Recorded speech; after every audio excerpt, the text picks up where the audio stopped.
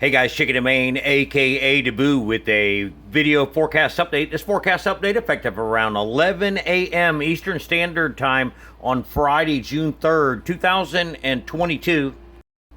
And start you off with a look at potential tropical cyclone 1. That's off the tip of the Yucatan Peninsula, and as you can see, the vorticity spin now is over open water. You can see the spin that's right in here, right off the tip, but if you'll notice, convection break out just to the northeast of it, and this gives us the indication that the area of low pressure is now about to get on the move. Gonna switch you over to the National Hurricane Center's forecast track for potential tropical cyclone number 1. And this could become Alex. It's forecast to become Alex later on today, but we have a new area of interest, 92L Invest, well east of the Florida coast, out there towards probably halfway between Bermuda and Florida. We'll show you that here in just a few moments. But the National Hurricane Center now has tropical storm warnings up. Those are the areas that are shaded there in blue for much of South Florida. This looks like to be a rainmaker for you guys, some wind involved, and then we're going to be looking at the potential surf forecast once the system makes it over on the east side of the Florida coast. Now, I wanted to take a moment and talk to you about the cone of uncertainty. This is the 3-day track with no line. And give me a second here. Let's view in here for just a minute.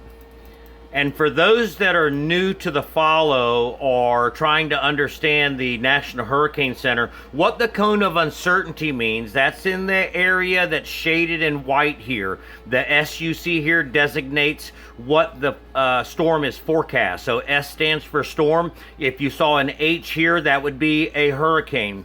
But what the cone of uncertainty is as time goes on, the uncertainty and exact track changes, and as you get further out to the cone, you'll see how the white shaded area stretch. So what this means is let's say, for example, the X is where the storm is currently located now, or the vorticity spin, it turns into a storm. Well, guess what? That this storm could track to the left side of the cone or to the right side of the cone.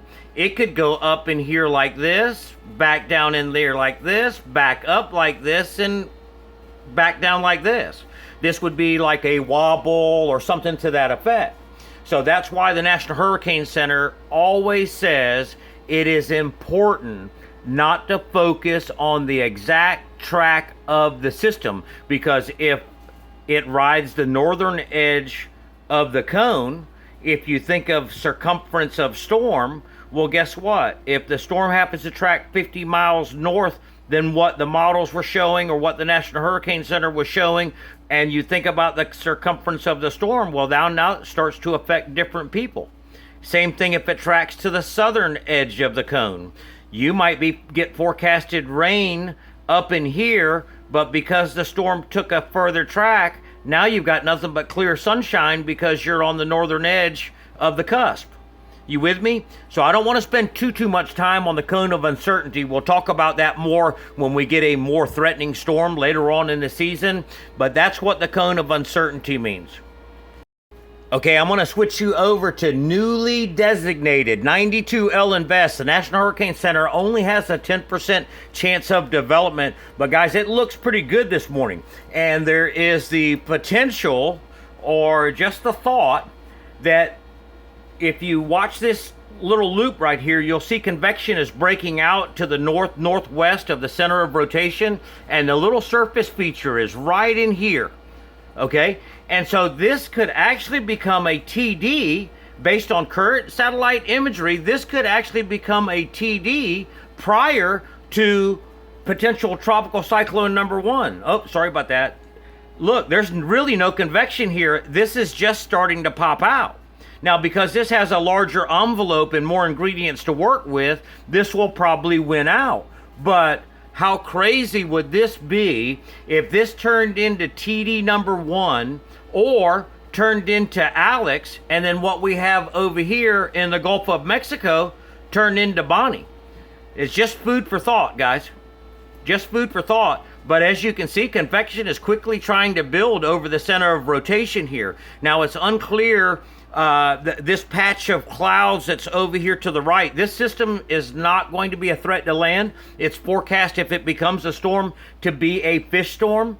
And, you know, while we're talking about fish storm, the old adage is the reason why they call it a fish storm is because it only affects the fish in the sea.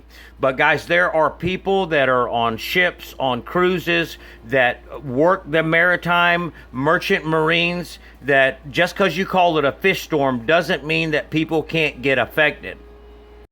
And so this was the system that the National Hurricane Center gave a 10% chance just a few days ago, but then they took it down off the board. And this morning, you know, we tagged them in a couple of posts, and they've put it back on the board now and have now designated this as 92L Invest. We're going to switch over to the models now, and this is the 06Z GFS. I'll walk you through the model real quick, and you'll see that the area of low pressure off the tip of the Yucatan Peninsula remains weak and approaches South Florida. Now, the GFS has finally come on board and has caught on to the Europeans' idea of what the Europeans been showing for about the last week. And if you've been following along in our post, you know, we told you that this is giving proof in the pudding that the euro is king. You know, a couple weeks ago, the GFS was showing us fake hurricanes and the euro never bought into it. Then the euro jumped on what has now become PTC #1, well in advance of GFS. The Canadian model and the Icon model also were picking up on the hints, but the GFS was way off in right field. And when I say right field, I mean out towards the Bahamas. And finally, the GFS caught on. So as the season progresses now, the GFS historically gets better in the season. You have to understand, in my analysis over the years, through repetitive observation, is that when we get into season change, from when we get in from winter into spring, and the models are having to adjust from winter to spring, you know, it takes them a little while to catch up with season change. And then once we start to get into the heart of hurricane season, now your models are able to lock on and initialize well. If you also notice that 92L that we talked about, that's well east of the Florida coast out towards Bermuda, look, it really doesn't do anything. Okay, but it does go off. Now, here's where we're going to start talking about surf forecast, guys. And so for new followers, we typically like to start our video off by welcoming new followers by letting you know that we are primarily a surf and marine forecaster covering the North Atlantic waters, looking for weather systems and or patterns that create high seas and or high surf. Now, you can't have high surf without high seas. And during wintertime, that's extratropical cyclones, those storm force lows or hurricane force lows that kick off the mid-Atlantic and explode into the North Atlantic and shoot a huge swell out down towards the Southwest Atlantic, Puerto Rico, the Eastern Caribbean, Florida, South Florida. And then during hurricane season, it's hurricanes. So we're tracking hurricanes. Now we'll advance the GFS just a little bit more for you, and as you can see, it's out to sea. And we call that OTS, all right, fish storm, but keeping in mind that there are people that service the high seas that may get caught up in this. It's not like they turn the ship around, okay? And then let me switch you real quick over to the European model, all right? Give me a second here. And here's the euro.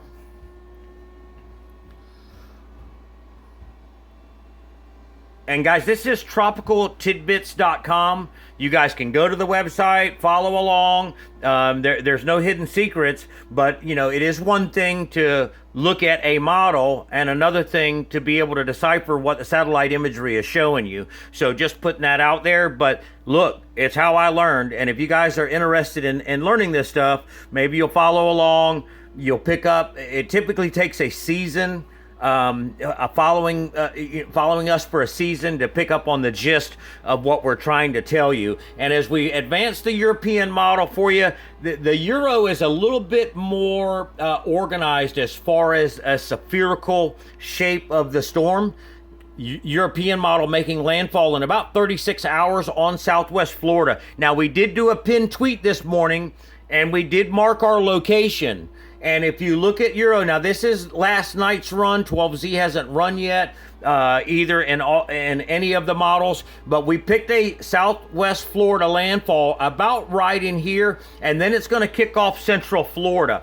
And then here's where the difference between the European model and the GFS model comes as far as forecast.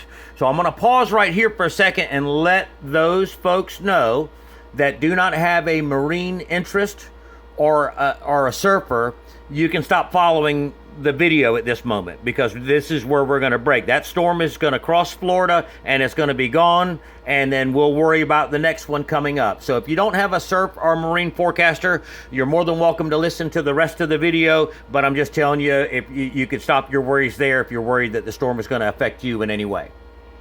Okay, I'll advance the model just a little bit more for you, and you can see that the European, just like the GFS, moves the system well out to the east of the Outer Banks. Now, the European model opens up more northeast fetch than the GFS does. Let me switch you back over to the GFS. I probably should open up another window, and then I could just flip over. But then here's the GFS. And the GFS is tighter and stronger now at 988 and probably showing a hurricane. Now, we just went through this drill. How much do we want to trust the GFS? But at the same time, you can't rule it out. And so there is the possibility of some northeast fetch, but as the system is moving away, for those who understand swell production and swell travel, as the system moves away, look, down here in the southeast quadrant of the semicircle, we have stronger southerly winds than we do northeast winds. And because the storm is moving away, it's going to be dragging the ocean with it. Okay? It's going to be dragging the ocean with it. Now, a lot of people may not be able to understand that, but that's where the here today, gone tomorrow part comes in the part of the surf forecast. So, guys, I never, ever tell you how big it's going to be at certain locations. I can't do that. There's 50 million locations. That's what Swell Info, Surfline, and Magic Seaweed is for. I'm only telling you when the swell is coming. Okay? I get, a knack. People pick on me. Like this South Florida forecaster the other day, he wants to know whether or not it's going to be chest high to head high, or, if the winds are going to be offshore. That's up for you to do your homework. Okay? I'm just telling you when the swell is coming. All right, let me switch you over, and we'll show you in the GFS significant wave height and swell period coming up. All right, now I'm going to have to back this up. All right, so we got exit point. If you've been following our feeds on the social media, we got exit point coming off Central Florida. This is going Sunday into Monday. Okay, and as you can see, we get heavily weighted here on the eastern side of the storm with that southerly winds. Now that opens up south-facing beaches of the mid-Atlantic up through New England. But then we turn around here, and this is sea height, 8 to 10 feet in here. Notice the arrow switching to northeast, okay? But the bulk of the seas is moving in which direction? You with me? See the arrows? All right. And you'll notice that although the system exploded in the GFS showing a hurricane, look, the seas didn't rise along the Florida coast. They're still 8 to 10 feet out here, okay? But they never get the height in here. Now let me back you up for swell period. And then we'll see that we're probably going to see some long period swell. But it's just like we saw a couple 2 weeks ago over the first hashtag of, whether or not there was going to be northeast ground swell or not, where the periods will be there, but the swell height, not so much. I'll advance the model for you again, and you can see northeast swell. Now this is periods. Now look up here to the east of the Outer Banks. There's that southerly swell that gives hope for those in south-facing beaches of the mid-Atlantic and through New York and New England. Advance the model some more for you. Now this is Tuesday, guys, okay? And you'll see how the swell fans out. But guess what? That's 7 to 10 second periods maybe at the very most. Now, I will say this, look up here in the Florida Panhandle. You know, we talk about Yucatan Gap Channel swell. Let me back that up for you. Did anybody catch that? Look how that into the Panhandle perfectly lines up with the Yucatan Channel. You see that? Now this is a minor Yucatan Gap Channel swell, but there should be waves over in the Panhandle. And, you know, this is going into Friday. So this is a 7-day wave period swell forecast. And as you can see, like we just talked about, the majority of the swell is heading which way? Size, shape, and circumference of storms matter, guys. That's all I got for you for now. Stay tuned for the next update.